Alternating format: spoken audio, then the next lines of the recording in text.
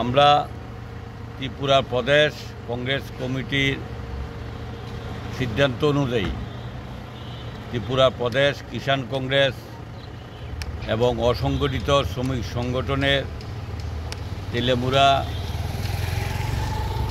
জেলার কমিটির উদ্যোগে তেলেমুড়া মহকুমা শাসকের নিকট 2 দফা দাবির ভিত্তিতে আমরা ডেপুটেশনে মিলিত হয়েছি। আমাদের দাবিগুলো হলো আসন্ন দুর্গাপূজা উপলক্ষে মানুষ যাতে তাদের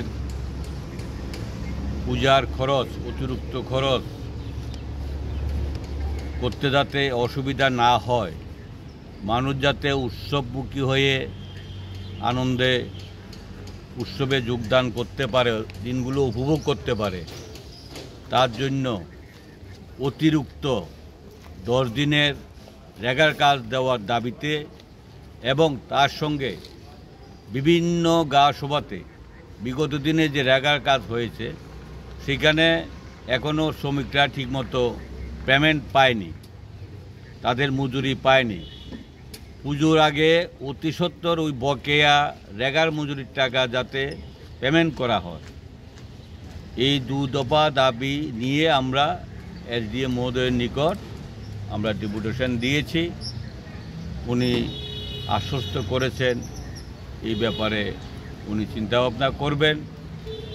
দুর্গাপূজা উপলক্ষে মানুষের অতিরিক্ত টাকা খরচ হয়। আজকে শ্রমিক, কৃষক, গরিব অংশের মানুষের হাতে টাকা পয়সা নেই।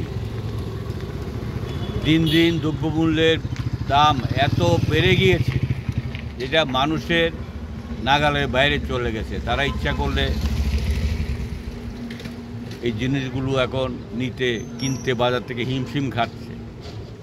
এই অবস্থার পরিপ্রেক্ষিতে আমাদের প্রদেশ কংগ্রেস কমিটি উপলব্ধি করতে পেরেছেন যে মানুষের হাতে আরও কিছু টাকা যাতে পৌঁছে দেওয়া যায়, সেই চিন্তাভাবনা নিয়ে আমাদের রাজ্য সভাপতি নির্দেশ দিয়েছেন আশিস কুমার সাহা।